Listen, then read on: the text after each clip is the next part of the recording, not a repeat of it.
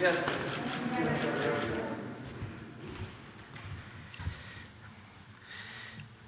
Pues el día de hoy vamos a visitar el aeropuerto Felipe Ángeles, hoy día de la Fuerza Aérea Mexicana, en su 106 aniversario. Se va a inaugurar la base aérea.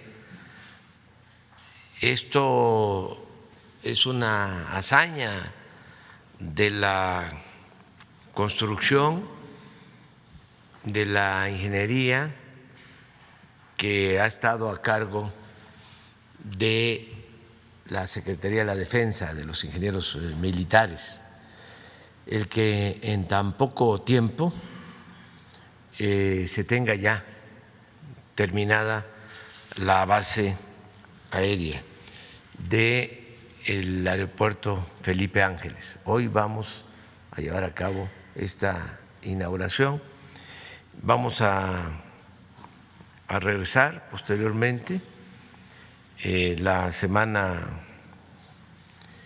próxima, el Día del Ejército, para inaugurar instalaciones también en la base aérea Felipe Ángeles, y como lo hemos acordado, el día 21 de marzo del año próximo se inaugura por completo el aeropuerto civil Felipe Ángeles. Esto es todo un acontecimiento, de modo que hoy es un día muy importante. Vamos a salir temprano de Palacio porque vamos al aeropuerto Benito Juárez y de ahí vamos a tomar un avión para bajar en el aeropuerto Felipe Ángeles. Ya vamos a bajar en las pistas nuevas del aeropuerto Felipe Ángeles. Entonces vamos a contestar preguntas hasta donde nos alcance. Hola, presidente, buenos días.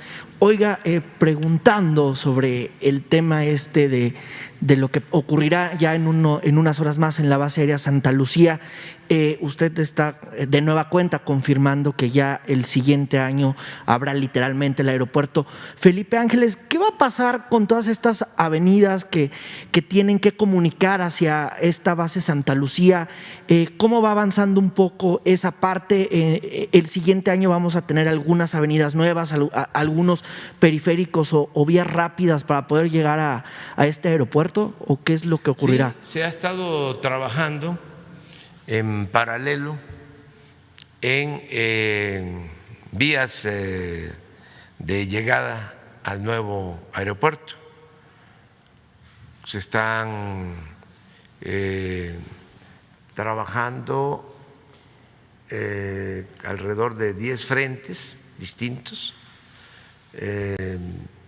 Esto es avenidas, trolebús, tren.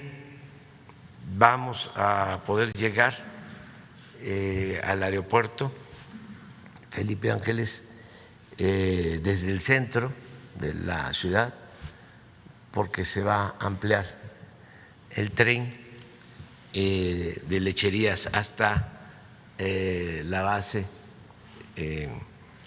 aérea, hasta el aeropuerto Felipe Ángeles, y se está trabajando en la construcción de nuevas vías de comunicación del aeropuerto actual Benito Juárez al aeropuerto Felipe Ángeles, y también toda la comunicación del norte de la ciudad, todo lo que significa ir de Indios Verdes a Pachuca, pasando por el aeropuerto. Se está trabajando para ampliar esas avenidas y crear nuevos accesos al aeropuerto. ¿Y eso sí dará tiempo de hacerlo para el siguiente año? Sí, para marzo tendremos la comunicación básica. Se va a poder ir desde el centro hasta el aeropuerto y ya se está avanzando para la construcción del tren. Se va a llegar en tren desde el centro de la ciudad hasta el aeropuerto. Presidente, y por ejemplo, ahí ya van a poder aterrizar hoy, tengo entendido, aviones comerciales. Sí, es un aeropuerto militar y civil. Es el aeropuerto más importante que se esté construyendo en el mundo y es un fenómeno de la ingeniería civil porque se está haciendo en un tiempo récord y nos estamos ahorrando, de acuerdo al proyecto original de Texcoco, 230,000 millones de pesos.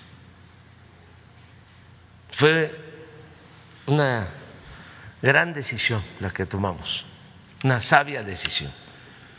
Ya conocen ustedes la historia. Durante el gobierno anterior se empezó con el proyecto de construir un nuevo aeropuerto en el lago de Texcoco, en el peor sitio, es la parte más baja del Valle de México, está demostrado, donde hay constantemente hundimientos en esa zona. Entonces, primero hablaron de que iban a utilizar un sistema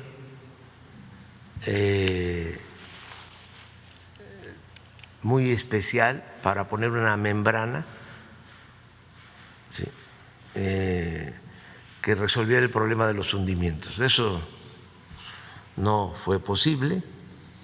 Luego de sacar el agua, nunca lo resolvieron. Al final iba a requerir el aeropuerto de muchísimo mantenimiento. Si el aeropuerto Benito Juárez requiere mantenimiento porque se hunde, como se hunde la Ciudad de México en general, esa zona se hunde más todavía. Si ustedes van a Texcoco, se dan cuenta de cómo constantemente hay hundimientos en la carretera. Bueno, los hundimientos de la calzada Zaragoza tienen que ver con eso. Entonces,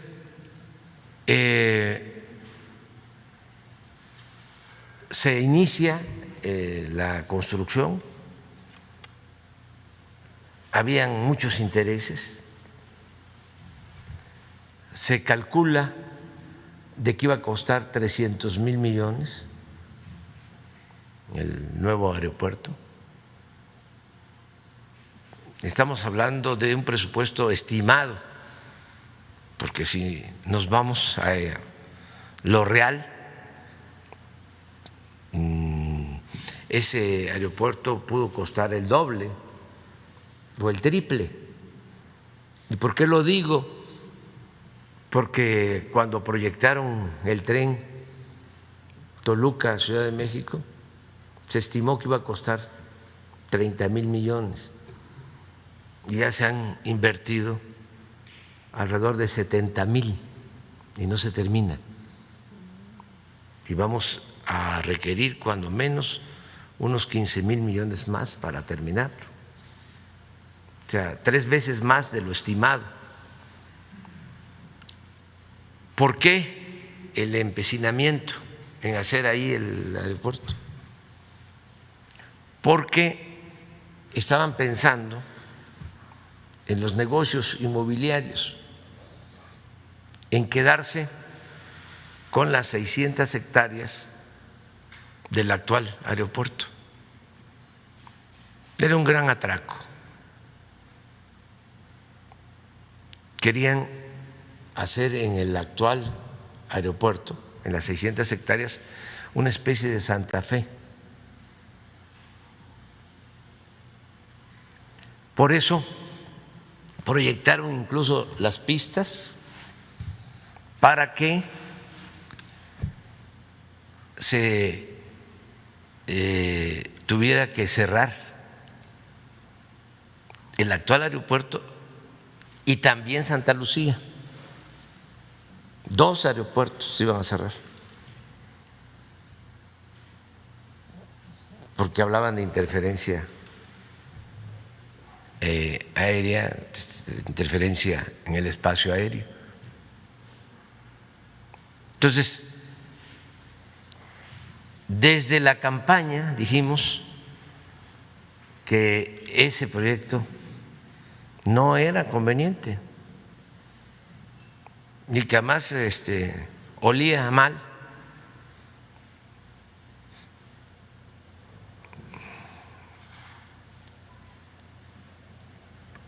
No sonaba lógico, sonaba metálico. Y dijimos que si llegábamos íbamos a impedir que se llevara a cabo. Se desataron las críticas, pues ya se pueden imaginar, hasta la fecha, porque algunos no tenían todos los elementos y los desinformaron, como suele pasar, ¿no? Porque desde luego estaban de por medio no solo los intereses de las constructoras, también medios de comunicación, todo lo que sucede, lo que pasaba, que en estas grandes obras repartían a todos para silenciar la crítica. Inclusive ya cuando venía la elección, de manera desesperada le metieron a la construcción para ponernos en una situación difícil, es decir, ya se ha avanzado, daban informes de que ya era bastante lo construido, para que ya no tuviésemos más opción que seguir adelante. Y seguir adelante iba a significar pues esos 300,000 millones, cerrar los 2 aeropuertos y destinar todo el sexenio a construir el aeropuerto sin poderlo inaugurar. Nos íbamos a pasar todo el sexenio construyendo, porque se proyectaba terminar al 2025. Entonces, se tomó la decisión de consultar a los ciudadanos y al pueblo, que es mucha pieza, nos ayudó porque se decidió que no se hiciera ahí el aeropuerto y que se construyera el aeropuerto en la base aérea de Santa Lucía, el nuevo aeropuerto Felipe Ángeles. Y esa fue la decisión que tomamos. De 300,000 millones nos va a costar todo el complejo de el nuevo aeropuerto, 75,000 millones. Es un ahorro de 225,000. Pero ya hoy inauguramos la base aérea y todas las instalaciones militares la semana próxima, y el 21 de marzo el nuevo y moderno aeropuerto civil. Y nos queda el actual aeropuerto. Nada más piensen que en el actual aeropuerto se construyó en el gobierno pasado el hangar presidencial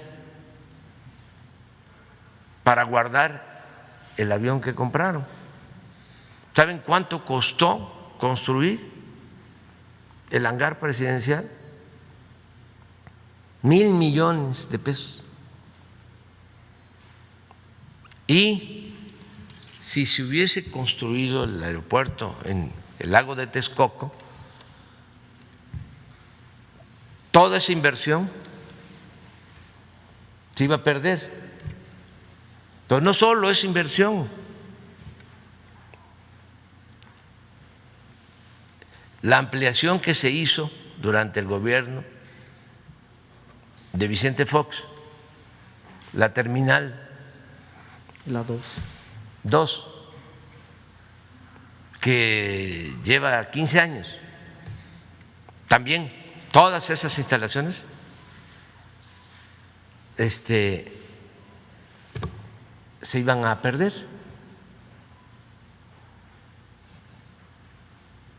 Por eso sí es un día importante el de hoy.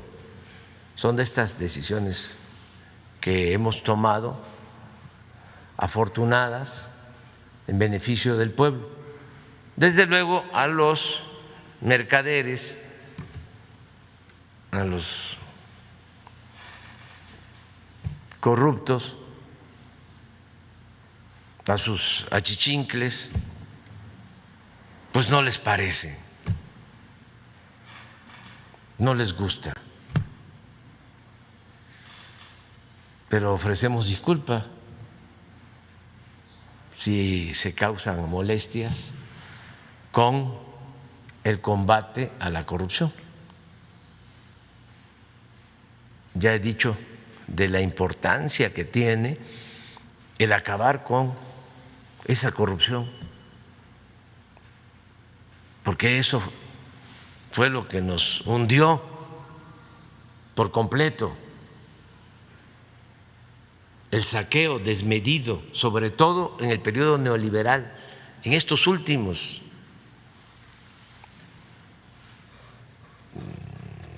36 años, de 1983 al 2018. Es el saqueo más grande que se haya realizado en México en toda la historia. Se puede probar.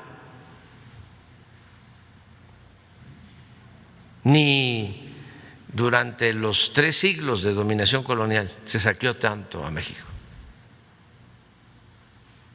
como en el periodo neoliberal. Entonces, por eso nos cuesta trabajo avanzar en la transformación, porque fueron 36 años, el porfiriato duró 34 años y costó trabajo. Hubo una revolución, perdieron la vida tanto por la violencia como por las pandemias y las carencias, la pobreza, 1 millón de mexicanos durante la revolución. Y nosotros estamos llevando a cabo esta transformación de manera pacífica, sin violencia. Eso lo tenemos que celebrar, inclusive hasta el mismo comportamiento de los reaccionarios de los conservadores. No ha pasado a mayores. Frena, el Universal, Reforma, Aguilar Camín, Krause, muy pocos realmente, y bien portados, nada más manifiestos y artículos, eso sí, bastante, ¿no? Pero no pasa de ahí. La mayoría de la gente quiere el cambio. Entonces ellos vivían pues en una burbuja que no tenía nada que ver con la realidad de México. Y tenían y siguen teniendo mucho desprecio por el pueblo. Tenían y siguen teniendo la concepción de que el pueblo no existe y que la política es asunto de los políticos y de los intelectuales y de los expertos y de la academia, y que el pueblo pues no cuenta, es convidado de piedra. Y ya no es así. El pueblo siempre ha estado presente, nada más que no había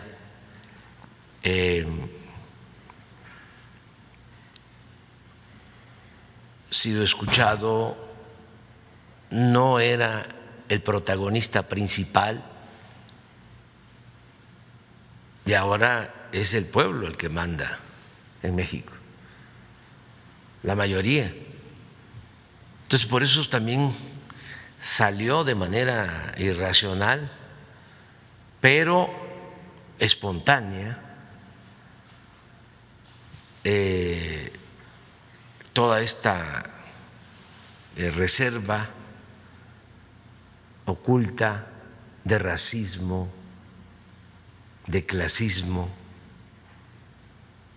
que existía. Todo esto que se vio en los últimos tiempos ahora está más moderado porque les da pena y les da vergüenza, ¿no? Pero se ha ido avanzando bastante y por eso vamos hoy al aeropuerto. Presidente, dos preguntas más.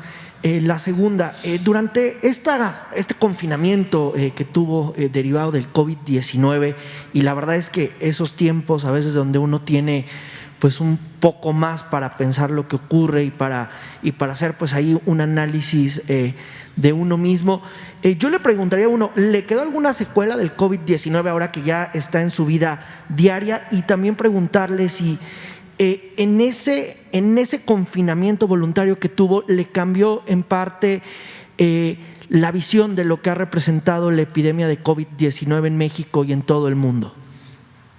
Mire,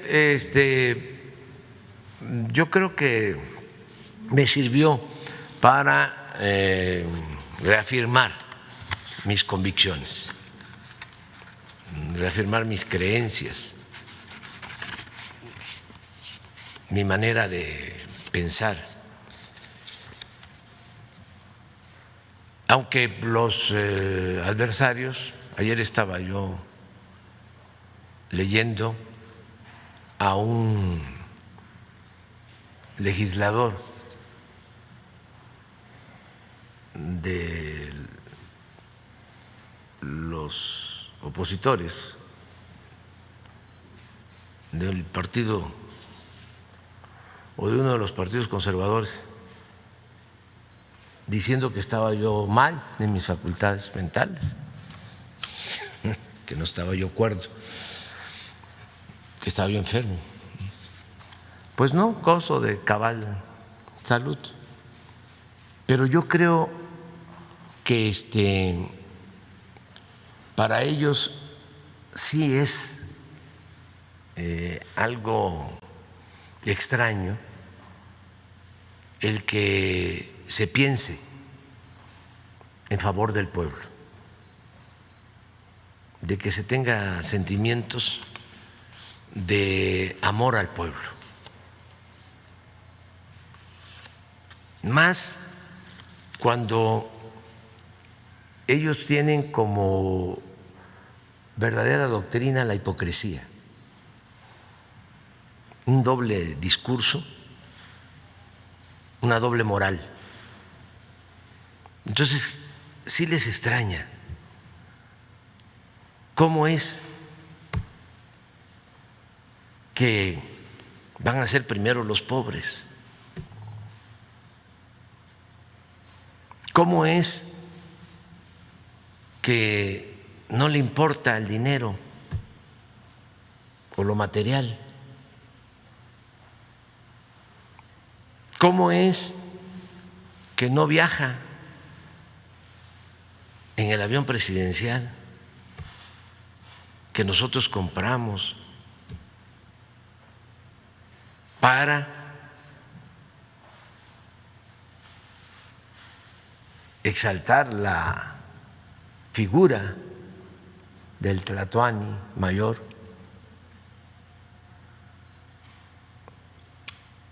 ¿Cómo es que se levanta en la madrugada? ¿Cómo es de que no se queda callado y replica? Entonces, pues sí, no estamos para ellos bien, ¿no? Afortunadamente, de acuerdo a nuestras ideas y principios, estamos viviendo un momento estelar. Imagínense luchar toda una vida para llevar a cabo, para convertir en realidad ideales, utopías, el poder servir a los demás, el llevar a la práctica el amor al prójimo, el ayudar a la gente humilde, a la gente pobre, el tener la dicha enorme de practicar el humanismo. No hay nada mejor que eso, ningún bien material, ni todo el oro del mundo se compara con la satisfacción que produce luchar por los demás. Entonces, ¿qué reflexión tengo después del COVID? Que debemos de seguir. Cuando comenzó lo del COVID, en mi reflexión incluso escribí, hay unos textos del año pasado, y dije en mi fuero interior: no vamos a dejar de avanzar en la transformación de México, aún con el COVID y con la crisis económica. Vamos a atender las dos crisis y vamos a seguir caminando hacia la transformación, porque lo que más ha dañado a México es la corrupción. Es el principal problema. la corrupción política. Eso es lo que dio al traste con todo. Por eso vivimos la paradoja, la contradicción de ser un país rico con un pueblo pobre. Un país que tiene muchísimas riquezas naturales, que lo han saqueado por siglos y todavía es de los países con más recursos naturales en el mundo, con un pueblo excepcional, heredero de culturas, de civilizaciones milenarias, un pueblo bueno, un pueblo trabajador.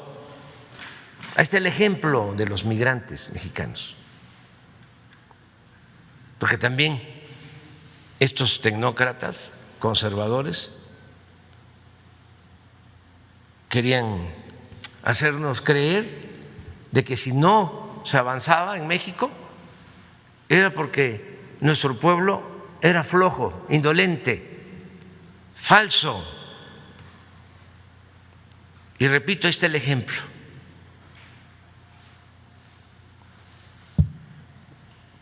$40,600 millones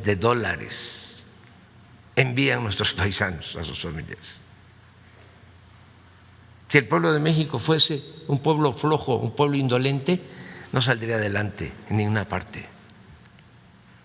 Entonces, ¿por qué no salimos? ¿Por qué el atraso? Si tenemos recursos naturales, de los 200 países del mundo, solo 20 tienen petróleo y uno de esos es México. Y tenemos oro y tenemos plata. Y tenemos gas, y tenemos buenas tierras para la producción agropecuaria, y tenemos litorales. Y repito, un pueblo trabajador. Este es un país que se fundó hace miles de años. Bueno, y entonces, ¿por qué no se avanza? ¿Por qué esta monstruosa desigualdad económica, social? ¿Por qué cerca de 70 millones de mexicanos en la pobreza? La respuesta es la corrupción.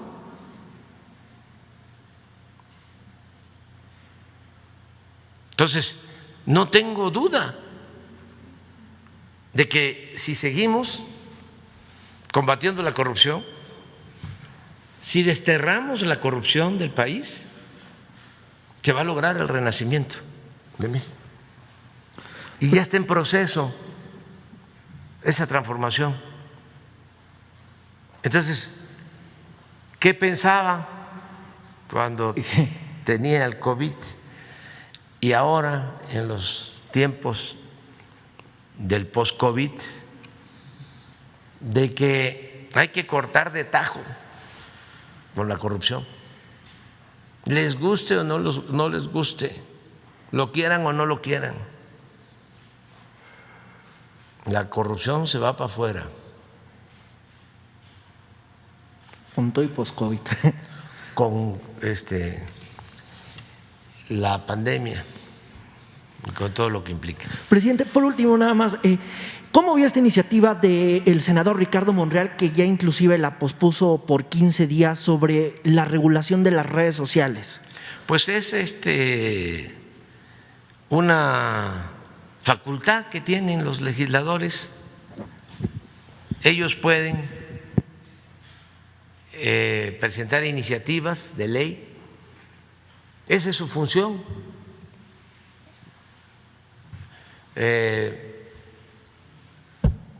Elaborar leyes, aprobar leyes, por eso son legisladores. Ellos pueden presentar estas iniciativas y tiene que haber debate y buscar que sean aceptadas las iniciativas y desde luego aprobadas, en este caso en el Senado. Entonces, si el senador presentó una iniciativa está en su derecho, como cualquier legislador. Pueden presentar reformas, no debemos extrañarnos. Se trata de temas, pues sí, polémicos. Yo soy partidario de que no se regule lo que tiene que ver con los medios de comunicación. Soy partidario de lo que decía Sebastián Lerdo de Tejada, que la prensa se regule con la prensa, que no haya ningún mecanismo de regulación, ninguna censura. Por eso no me gustó lo que hicieron los dueños de las redes sociales, no de las redes sociales, de las plataformas estas famosas, cuando silenciaron al presidente Trump. No acepto la censura, y menos de particulares que no representan el interés de los ciudadanos.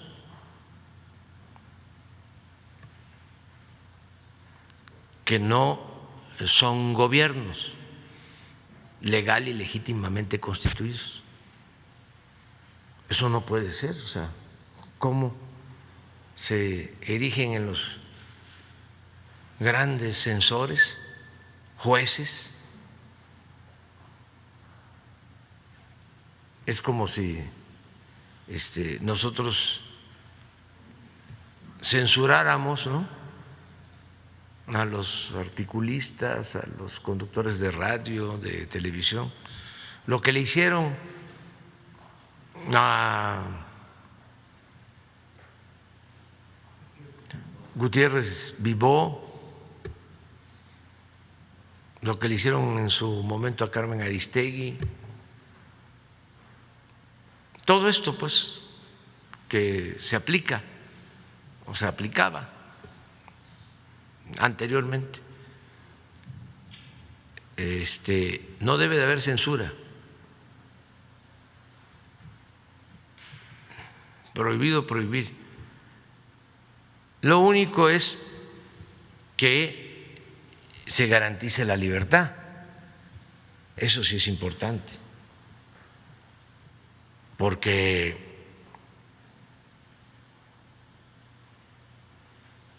cuando llevaron a cabo esa censura en Estados Unidos, se puso verde la Estatua de la Libertad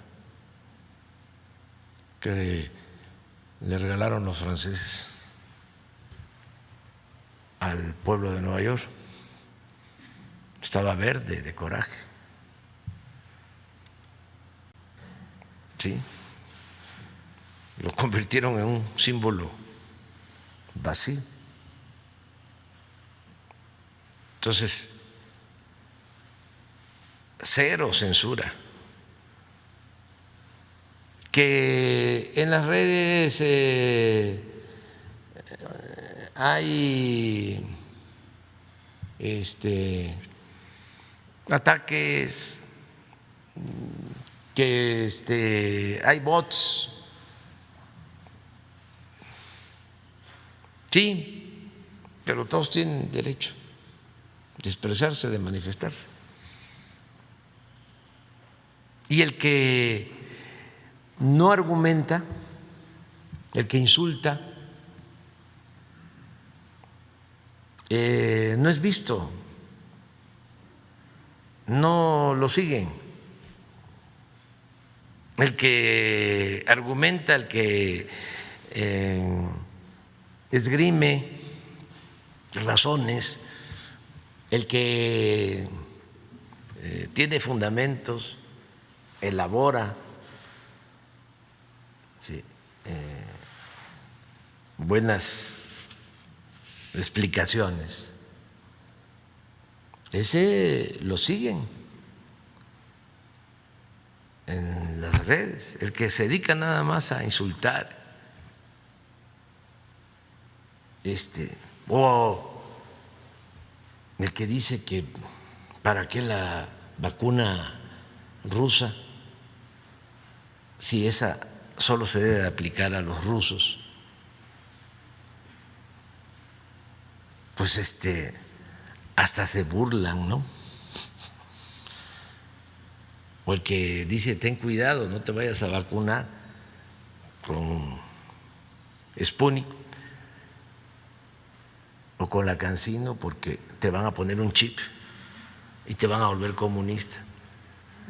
Esto del chip no nos hemos dado cuenta, o ya nos dimos cuenta, pero todavía no se ha hecho extensivo, de que ya el chip ya lo traemos en el teléfono, todos traemos chip. Y ya recomiendo de que no se confíen, porque muchas veces ese teléfono, ese chip, es micrófono y escuchan todo. Dicen no, hay ciertas aplicaciones en donde no escuchan, se va a la nube. Pues no es así, ya esto ya es otra cosa. Lo mejor es hacer la vida pública cada vez más pública, y el que nada debe, nada teme, y ejercer nuestra libertad a plenitud. Pero en fin, eso es, sí.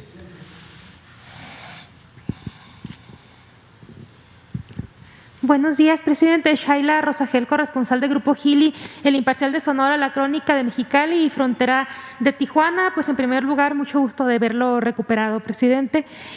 Preguntarle, presidente, en primer lugar, en estas mañaneras se ha comentado en varias ocasiones el acuerdo que hay para el cierre de la frontera con Estados Unidos para cruces no esenciales. Sin embargo, esta medida solo la cumplen las autoridades estadounidenses, pues la frontera mexicana está totalmente abierta para cruces esenciales y no esenciales. Preguntarle a qué se debe esto, o sea, de que aquí, de allá para acá, no se cumpla esta medida. Pues hay que pedirle un informe al secretario de Relaciones Exteriores un día de estos, que nos informe. Tengo entendido de que sí aplica, pero vamos a tener información de la Secretaría de Relaciones sobre este tema. Preguntarle, presidente, también si tiene ya información puntual de cuándo llegarán las vacunas, las segundas dosis a los estados, a todos los estados de Sonora y Baja California, si ya tienen cuántas dosis llegarían.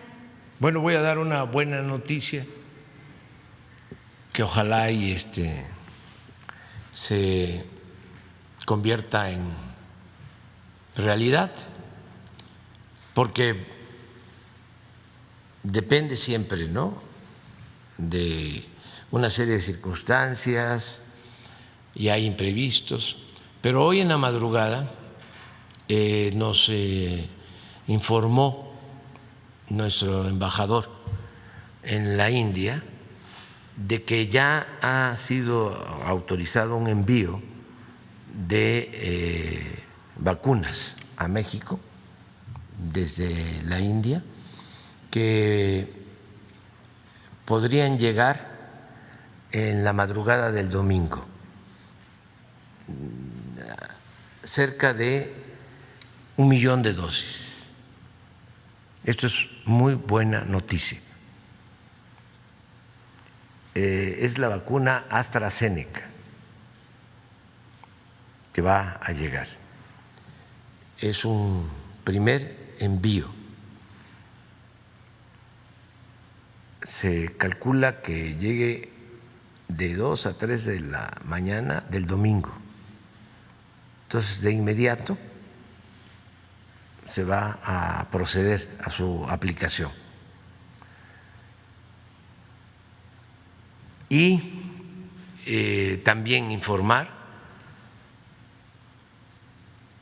de que Pfizer reanuda sus entregas la semana próxima para las segundas dosis. Entonces, a partir de la semana próxima se inicia la vacunación para los que están en espera de la segunda dosis y van a llegar vacunas suficientes de Pfizer, alrededor de 600,000 dosis que nos van a permitir terminar de vacunar a todo el personal médico y a las enfermeras. Esa es la información que tenemos. No sé si se puede poner el oficio que me envió la representante de Pfizer. Aun cuando sea reiterativo, es importante decirlo porque nuestros adversarios desinforman, hablando de que no se tienen los contratos con las farmacéuticas, mintiendo, pues. Entonces, para que no haya duda, bueno, el primer párrafo tiene que ver con el deseo de que me recupere y le agradezco mucho a María Constanza, que es la presidenta y directora general de Pfizer en México. Y luego, en seguimiento a nuestra comunicación con el secretario de Salud de fecha 29 de enero, con base en el convenio de fabricación y suministro firmado entre la Secretaría de Salud y Pfizer, Export BV, por un total de 34.4 millones de dosis para 2021. 34.4 millones de dosis para el 2021. Por este medio le confirmo que la semana del 15 de febrero, que es la próxima, se realizará el envío de las 491,400 dosis. Con estas dosis prácticamente nos alcanza, nos faltarían 100,000 para terminar de vacunar en segunda dosis a los que ya fueron vacunados, que nos faltarían alrededor de 600,000. Entonces ya aquí tendríamos casi 500,000. Entonces, como ya se reinician los envíos, cada semana Pfizer nos va a estar entregando vacunas en una cantidad parecida, 500, 700,000 dosis. O sea que la semana próxima terminamos de vacunar segunda dosis y aquí se incluye en esta semana y en la siguiente a los maestros de Campeche que recientemente se vacunaron. Sí, con las que retomaremos la recepción semanal, es a lo que me refería, de vacunas en México.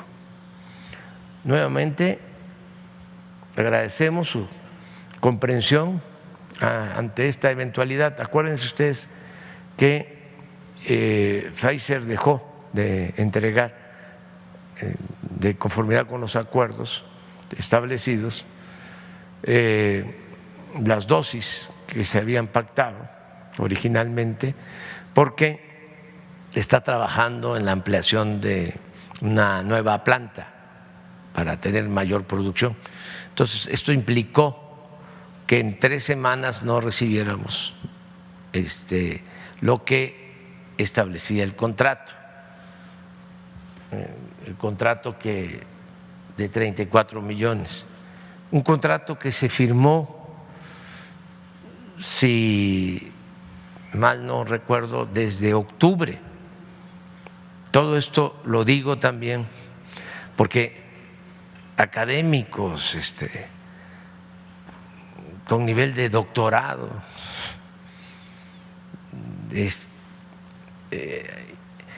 insinuando o afirmando de que no tenemos contratos, de que no vamos a tener las vacunas, todo de mala fe, porque no creo que ellos no tengan posibilidad de informarse. Lo hemos hecho aquí,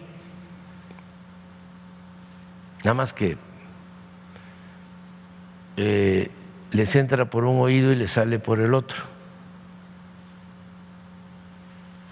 Entonces, esto es para contestar tu pregunta. Presidente, entonces la próxima semana y la que sigue sería para las segundas dosis. Este millón de dosis que llegan de ya es para los adultos mayores. Adultos mayores, sí, y queremos combinar ya adultos mayores con maestros. O sea, ya los adultos mayores, ¿cuándo empezarían a vacunarse ya, presidente? Empiezan con este envío de llegar el domingo en la madrugada, como lo informó el embajador. A ver si no tienes la nota que nos transmitió Marcelo Ebrard. Además, para que el embajador sepa que ya lo dimos a conocer y que se tiene que aplicar un poquito más, que ha ayudado mucho el embajador de México en la India. Aquí está, es Federico Salas, informa lo siguiente: buenas noches, si es posible le puede comunicar al secretario lo siguiente: las vacunas salen en Mumbai el próximo viernes 12 de febrero a las 9 de la noche, 9 p.m., hora local, en un vuelo de Emiratos a Dubái. De ahí vuelan a México y se espera que lleguen a la Ciudad de México el domingo a las 3 de la mañana, hora local.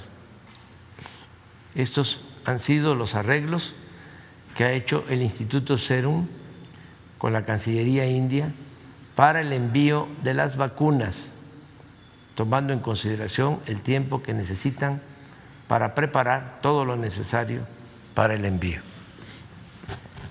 Esto llegó, ahí está, 12.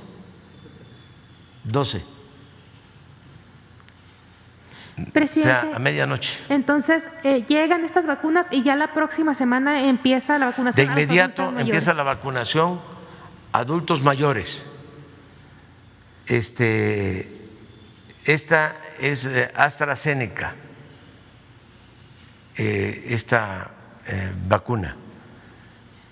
Lo que vamos a decidir el jueves, mañana, por la tarde, ya es de acuerdo a este envío y otros que están pendientes, más lo de la segunda dosis y lo que va a seguir entregando Pfizer, cómo se va a distribuir en el país, pero sí como población preferente son adultos mayores y maestros, porque necesitamos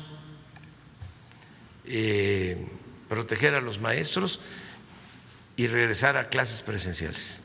Presidente, ya por último, una tercera pregunta.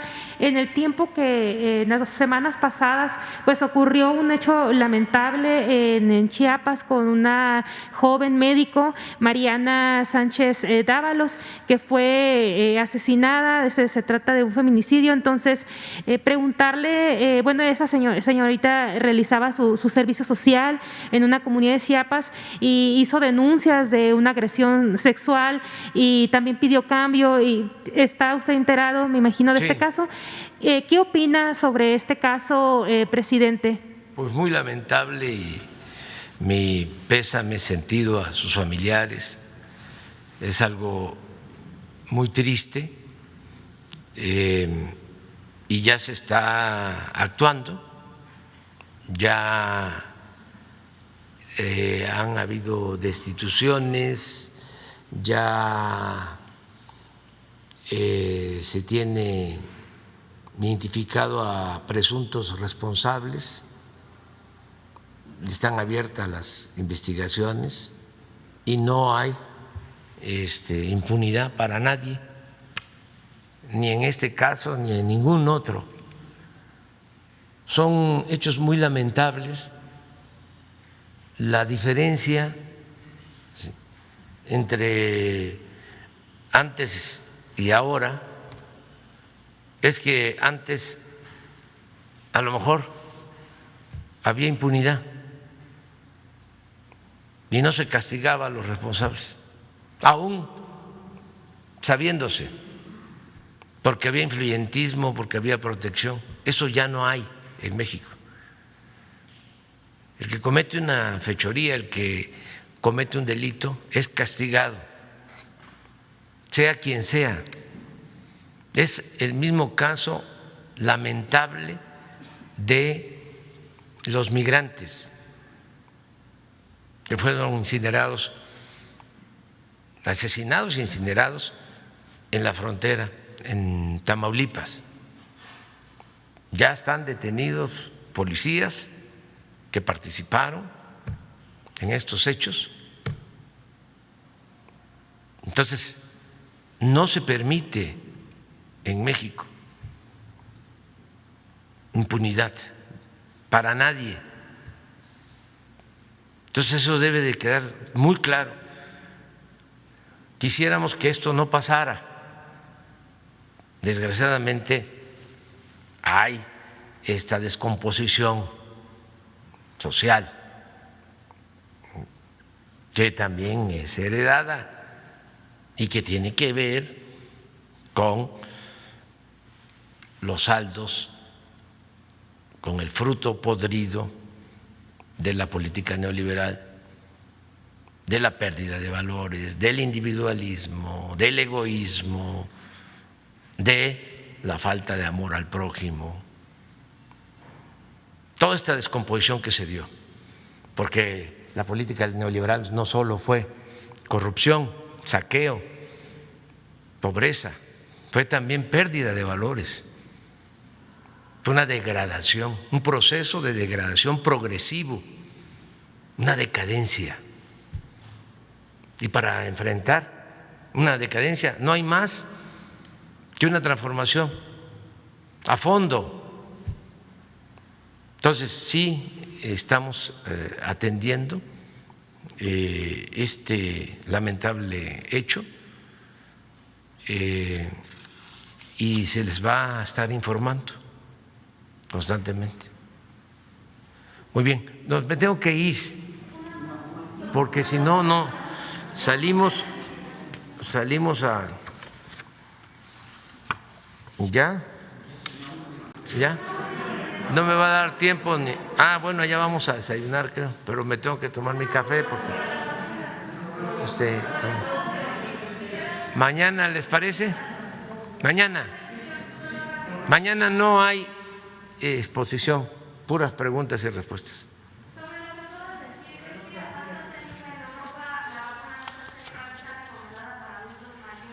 Pero